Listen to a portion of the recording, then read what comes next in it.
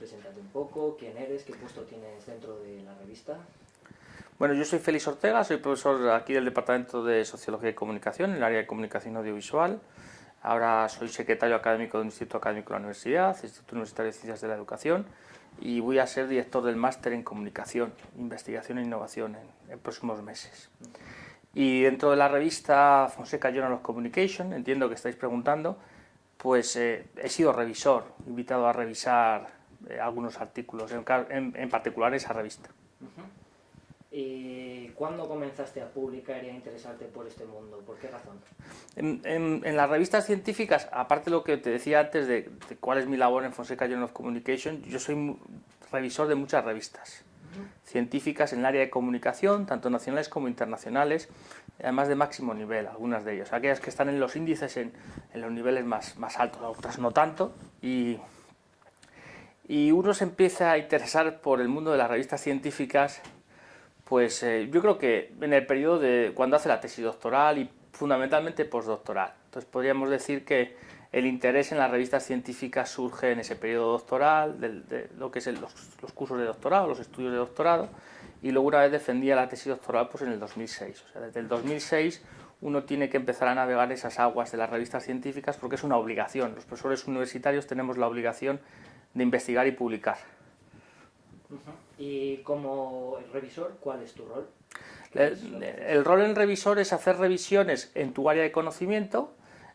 Los editores, los directores, editores de las revistas científicas se ponen en contacto con personas que tienen áreas de investigación o de conocimiento o por conocidos, que les han conocido en el Congreso. Es decir, necesito incrementar mi número de revisores nacionales o internacionales o con competencia lingüística en distintos idiomas. Entonces, por ejemplo, a mí me mandan algunos artículos en inglés también para revisar distintas revistas, o de revistas que solo se publican en inglés, en el entorno anglosajón de Estados Unidos, incluso alguna del Reino Unido también.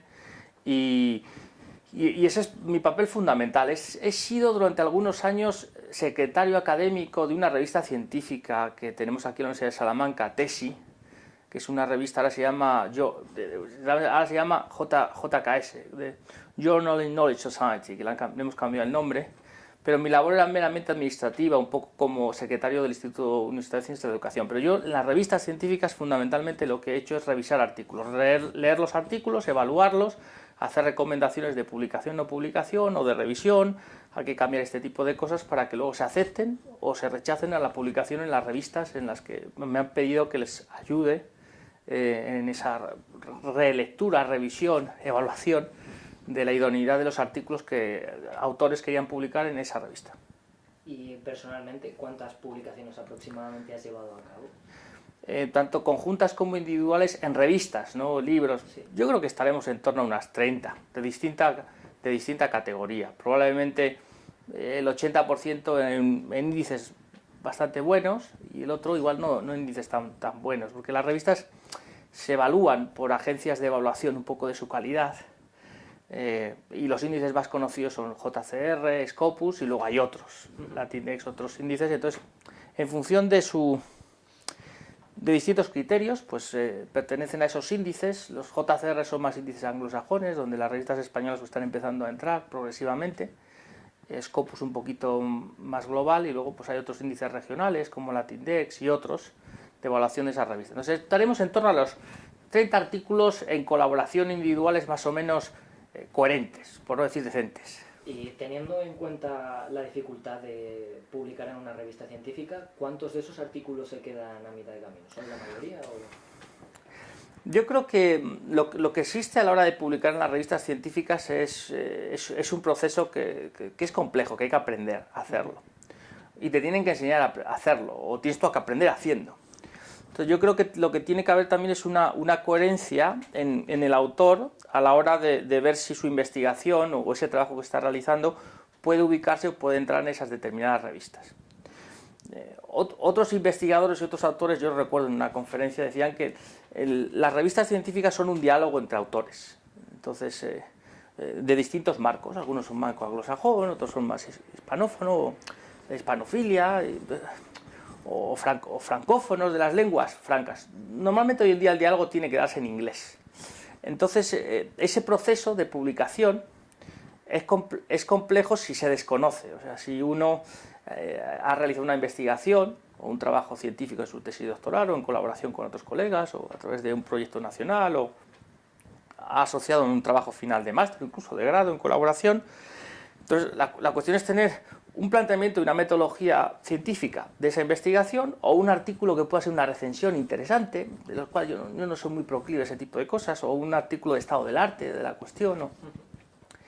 Y ver dónde se puede ubicar o no ubicar. Yo creo que es un trabajo en paralelo, o sea, hacer investigaciones en lo que te interese, lo que es avant-garde o lo que se está realizando, y luego en paralelo ver en qué soportes, o sea, en qué revistas de tu entorno tal vez cultural de España o de la Latinoamérica o la Hispanoamérica en español o en anglófonas en las que se podría publicar.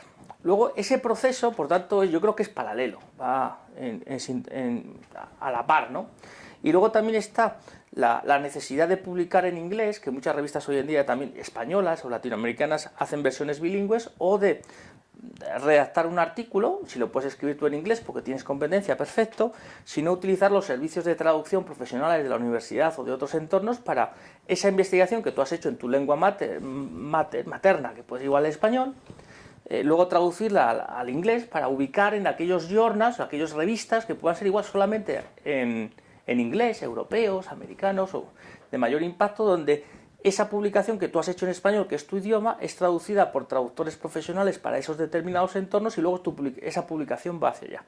Y a tu segunda parte de la pregunta, yo la verdad que he tenido bastante, pues yo creo que fortuna en ese proceso de aprendizaje. O sea, yo creo que uno tiene que ser consciente de lo que puede hacer y ubicar o mandar o remitir esas publicaciones a las revistas donde puede ser, no masivamente, sino donde puede encajar, ¿no? Es como cuando tiras a canasta, tirar pensando más o menos que va a entrar en canasta o que puede entrar.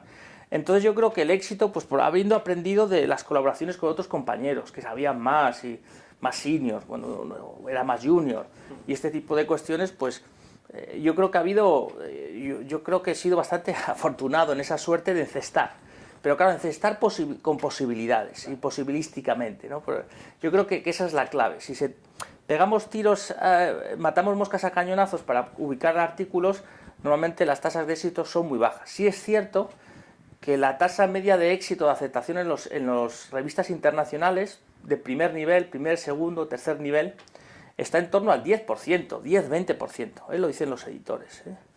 Y es cierto que en los últimos años es un requerimiento para progresar en la carrera académica de los profesores el publicar en determinadas revistas, también para los alumnos de doctorado, para doctorarse, para poder defender su tesis doctoral, lo que hace que en los últimos 10-15 años, pero no solamente en nuestro entorno cultural en español, sino también en el anglosajón, que eso ya existía, y tal vez ahora más alto, más inflacionado, o sea, hay mayor inflación,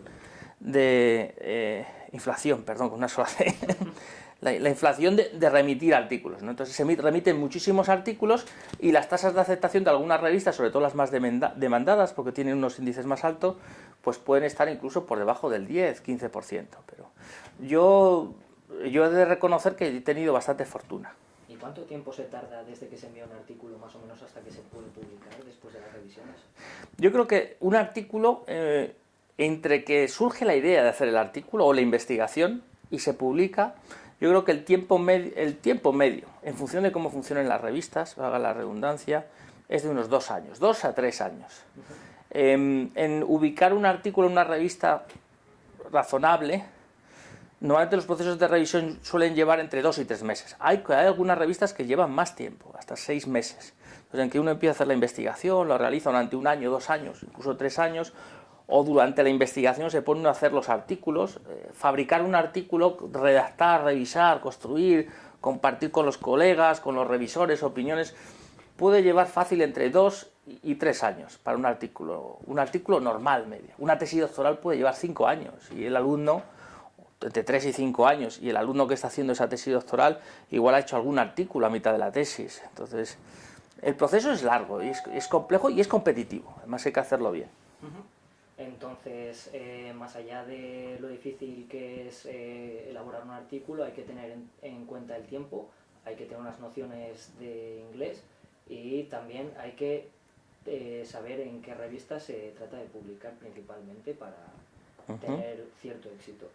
¿Y has trabajado en alguna publicación con más profesores de esta universidad? Sí, hoy en día la investigación científica es en equipo y es colaborativa, incluso interuniversitaria y transnacional, entre distintas universidades, no solamente del país, sino de otras órbitas, ¿no? Entonces, yo creo que el 85% de la investigación o de las publicaciones que yo he realizado son conjuntas, han sido conjuntas con distintos papeles o roles dentro de la redacción de esos artículos o de esas propias investigaciones. Más aún, probablemente los investigadores que no publican conjuntamente con otros investigadores o con otros equipos tienen, al menos en parte, ¿vale?, tienen una carrera académica o tienen una trayectoria académica menos global o tal vez menos construida. Eso no quiere decir que haya artículos que ya he hecho yo únicamente yo, bajo el trabajo asociado a alguna publicación o alguna de la tesis doctoral o alguna investigación en la que he participado yo, pero grosso modo es investigación conjunta y además así debe ser. Y ahora, hablando sobre la apertura de la librería de la Casa de Solís, ¿qué cambios supone la apertura de esta librería en el año 2015? Yo entiendo que estés hablando de la librería de Ediciones Universidad de Salamanca.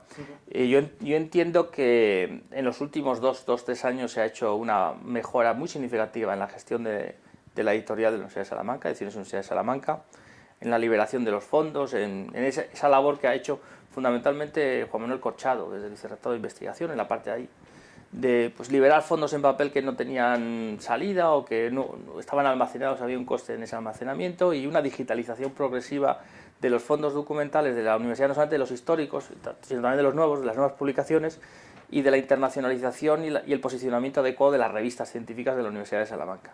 El que existe una tienda física le da visibilidad o da acceso a ese entorno físico, de visualización de que existe en el itinerario. Pero sí es cierto que hoy en día la divulgación científica y la divulgación científica de revistas, pero también de libros, grosso modo se realiza en espacios digitales. Entonces lo que tiene que haber es una buena digitalización, una buena comercialización o política de comercialización de información en los espacios digitales, con librerías propias, esta y otras asociadas, y luego también los espacios físicos, sobre todo en Salamanca como ciudad de la universidad, o ciudades ahora con el 8º centenario de las universidades en el español, como espacio físico de tránsito para que, como otras librerías tal vez más históricas o gestionadas tal vez desde un punto de vista también más marketingiano, más empresarial, de lo cual me parece interesante, como por ejemplo la parte, pero que es empresa realmente, del Oxford University Press y lo asociado, Cambridge, o sea, de estas dos universidades, igual que en Europa tienen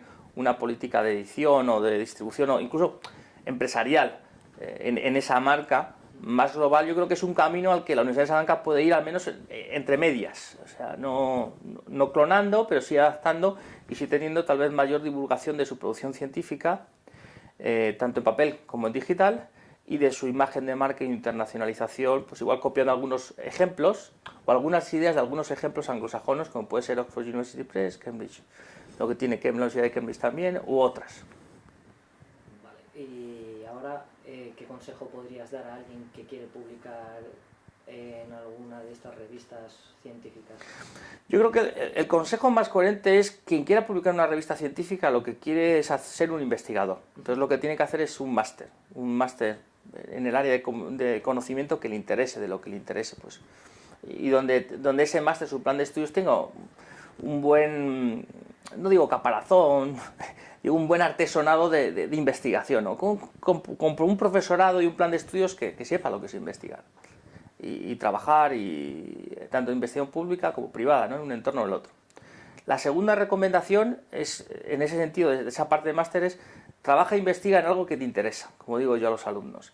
Pero también trabaja e investiga en algo que te interesa y principalmente que sea avant-garde, donde sople el viento. Navegar sin viento es muy malo. Se puede navegar sin viento, pero quien navega sabe que con viento es más complicado, hay que esperar los vientos. Yo creo que el avant-garde, que dirían los franceses, o sea, donde haya viento, que sea algo tendencial. O sea, yo creo que realizar investigaciones sobre, pues no sé, el cine en principios del siglo XX en Andalucía, pues puede ser un tema histórico muy interesante, pero no es avant-garde.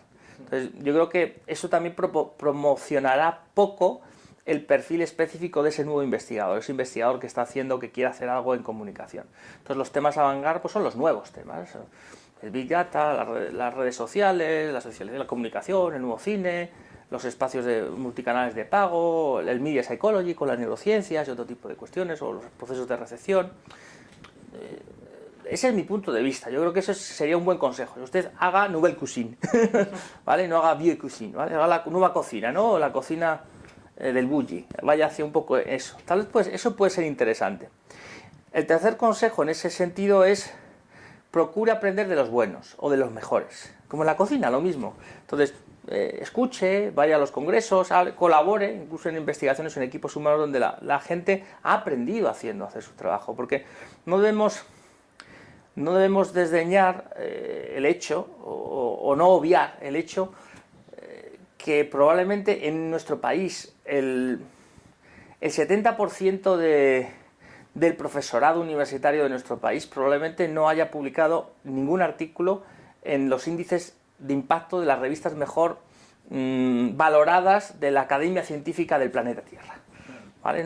Entonces hay poco know-how, hay pocos grupos humanos que saben hacerlo, saben cómo hacerlo, han aprendido. Entonces yo creo que es interés, un buen programa de formación, buenos equipos, buenas ideas de investigación, pasión, ánimo y capacidad crítica y de aprendizaje. Y aprender también de las revisiones y de lo que te dicen tus iguales, o de también esa caza de dónde ubicar determinadas publicaciones científicas. Yo creo que no hay que hacer investigación porque quiero publicar en esa revista, sino hay que hacer investigación que sea de avant-garde y luego intentarla ubicar en los entornos culturales allí donde es mejor. Entonces, normalmente uno cuando publica intenta ir a las Olimpiadas. Pues, oye, pues a las Olímpicas, ¿no? Y a veces pues hay publicaciones que entran más en un entorno más nacional o más regional, pues por el objeto de estudio, por la metodología, por la dimensión del trabajo. No sé si me he aclarado bien. Sí. Yo creo que esos serían los consejos, ¿eh? Y luego también ser innovador y revolucionario, investigar en las zonas frontera, que decían distintos autores. En las fronteras es donde pasan las cosas, incluso donde están los Nobeles, dan Nobeles algunos, porque aprenden de especialidades frontera, ¿no? Del conocimiento y de los procesos y los métodos. En comunicación y en nuestro área, yo estoy en un proyecto de investigación que se llama mapcom.es, sobre el mapeo de la comunicación y sobre las metodologías de la investigación en comunicación, en nuestro área de conocimiento en comunicación, o incluso en las ciencias sociales, algunas áreas donde los que trabajamos en comunicación, grosso modo, tienen todavía una incompetencia metodológica significativa, que tenemos que aprender para mejorarla, y también a veces trabajan sobre postulados que yo llamo precientíficos, porque no utilizan metodologías científicas, sino hacen una descripción documental de lo que sucede o un análisis de lo que está aconteciendo. Entonces yo creo que tenemos que aproximarnos más también a metodologías y otras áreas de conocimiento, tal vez con más años de investigación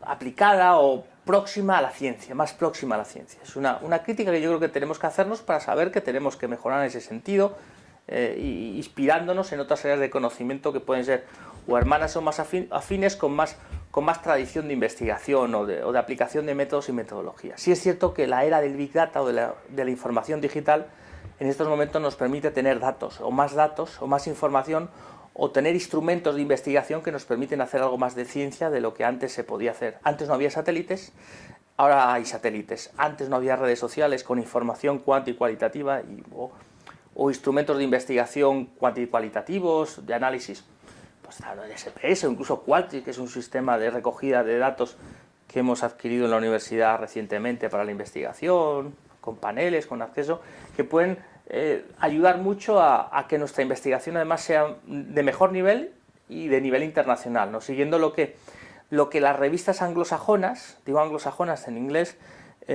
tal vez hacen con mayor frecuencia de lo que se hace en entornos tal vez menos científicos o puramente científicos, como son los de tal vez la hispanofonía o de la Academia Española, que cada vez progresa más, o la Academia de América Latina, que en algunos países y entornos culturales sigue anclada en metodologías que yo diría que son precientíficas a la hora de investigar objetos de estudio de la comunicación. Pues perfecto, ya está. Muchísimas gracias. Vale, a vosotros por todo, por venir. Muy bien, señores, bien. Me he extendido en algunas, pero claro, es que las preguntas no son sencillas, entonces las respuestas no pueden ser.